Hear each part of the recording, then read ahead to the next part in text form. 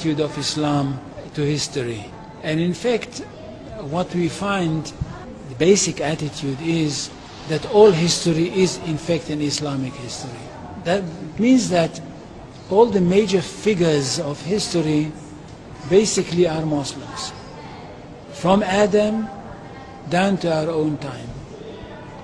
So if the Jews or the Christians are demanding something and basing it on the fact that there was a king called Solomon, or a king called David, or a prophet called Moses, or Jesus, then of course what they are doing, they're saying something which is not true, or in fact they don't know that all these figures were basically Muslim figures.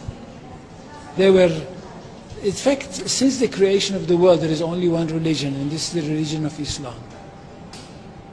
So if anybody says, look, there is a place which is connected with Solomon, and that's the place where the Temple of Solomon stood, a true Muslim would tell you, yes, absolutely right, but don't forget that Solomon was a Muslim, and David was a Muslim, and Abraham was a Muslim, and Isaac was a Muslim, and Jesus was a Muslim.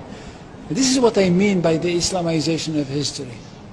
And you can understand that through Islamization of history, you've got Islamization of geography. Anywhere which was connected with these people, or with these prophets, which were all Muslims, becomes a Muslim territory.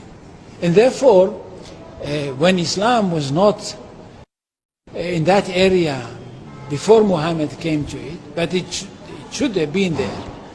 In that area, I mean in the Middle East or other parts outside the Middle East, which are now Muslim parts.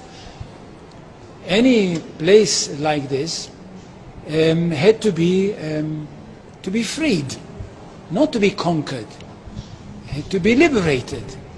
So Islam appeared in history in the time of Muhammad, or reappeared in history from their point of view, reappeared in history as a liberator. And therefore there is no Islamic occupation. If somebody occupied anything, it would be always somebody else, not the Muslims. So there is no Islamic occupation, there is only Islamic liberation.